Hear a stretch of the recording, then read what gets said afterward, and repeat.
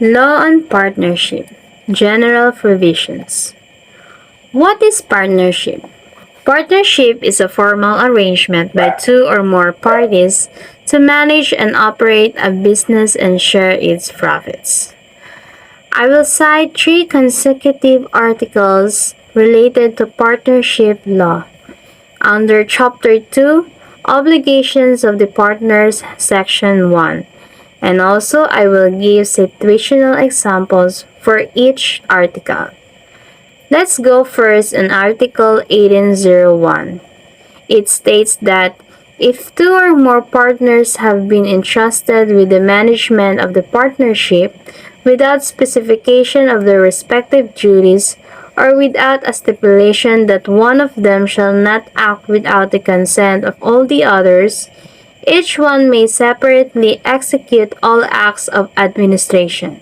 But if any of them should oppose the acts of the others, the decision of the majority shall prevail. In case of a tie, the matter shall be decided by the partners owning the controlling interest. General rule: they may separately execute all acts of administration. The rule in this article only applies if the following requisites are present. First, when there are two or more partners have been appointed as manager. Second, when there is no specification of their respective duties. Third, when there is no stipulation. Stipulation means a condition or requirement that is specified or demanded as part of an agreement. So if there is no stipulation that one of them shall not act without the consent of all the others, it doesn't require act of unanimity, then the rule will be applied in this situation.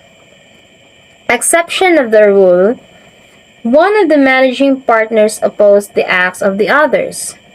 Note, the right to oppose is not given to non-managers because in appointing their other partners as managers, they have stripped themselves of all participation in the administration. So what should they do if there is one managing partners oppose the act of the others? First, the decision of the majority shall prevail. Then the second, in case of tie, the matter shall be decided by the partners owning the controlling interest. So what is controlling interest? This term refers to the situation that arises when a shareholder or a group acting in kinds hold the majority of a company voting stock. Having a controlling interest gives the holding entities significant influence over any corporate actions. He or she owns more than 50% of the company voting shares, giving him or her the deciding voice. So I will give an example. Albino, Albanez, and Alburo appointed as managing partners. Albanez opposed to the decision of Albino to purchase ingredients in store A. Albanez wants to purchase ingredients in store B since it's more cheaper than store A. On the side of Albino, he doesn't want to compensate the quality of their product. So they decided to vote, and it happens that Alburo take the side of Albino. Clearly, this decision of Albino prevail since majority shall prevail. Another example, Luke's partnership. Luna acquires 20% of the interest, 10% for Calex, 35% for Elise, and 35% for Clyden. Same scenario, but the voting decision results a tie. Luna and Calex.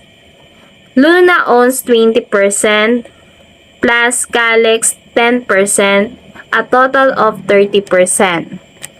Elise have 35% plus Clyden 35%, a total of 70%. The partner that have the controlling interest has more than 50% of the company voting shares. So in this case, Elise and Clyden have the deciding voice. Then, the next is Article 1802. It states that in case it should have been stipulated that none of the managing partners shall act without the consent of the others, the concurrence of all shall be necessary for the validity of the acts, and the absence or disability of any one of them cannot be alleged unless there is imminent danger of grave or irreparable injury to the partnership. The general rule, stipulation requiring unanimity of action. Unanimous consent of all the managing partners, even if one is absent or incapacitated, shall be necessary for the validity of the acts, and the absence, disability of any managing partners cannot be alleged.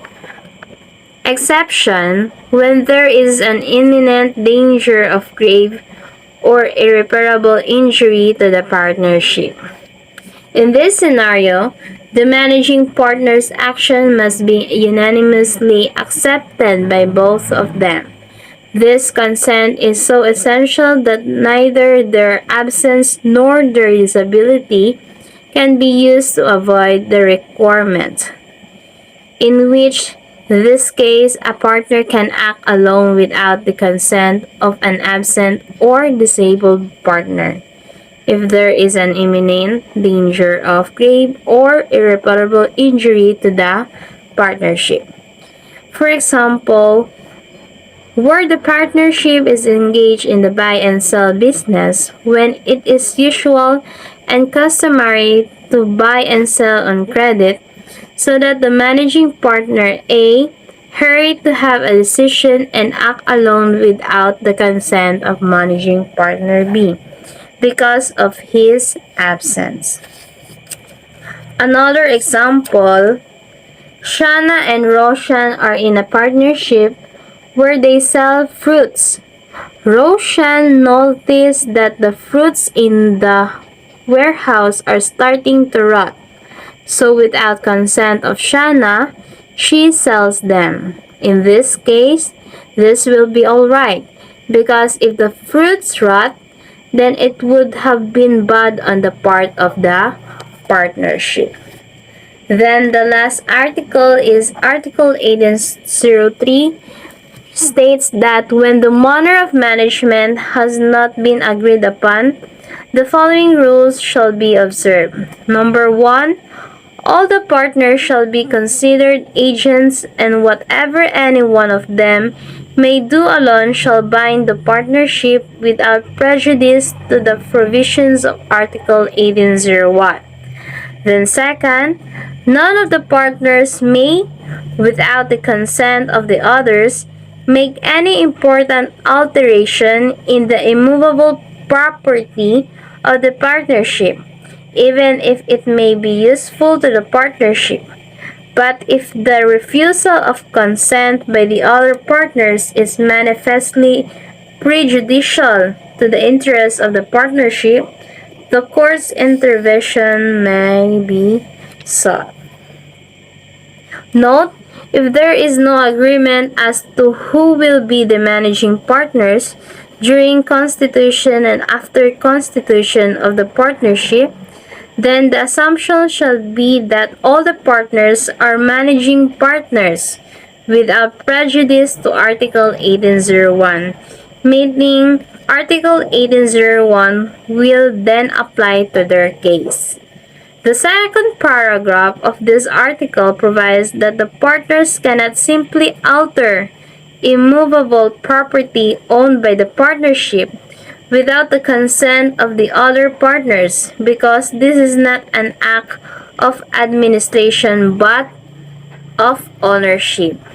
Note, consent here is not qualified, so it may be expressed or it may be implied. Example: suppose Marian, Eliza, Rexine, and Jesseline are in a partnership where the managing partner is not specified and Eliza decides to put up a warehouse in a piece of land owned by the partnership without consent of other partners because she believes it to be useful and beneficial to the partnership. Her partners came over once the warehouse is finished to look at it and did not object to its existence.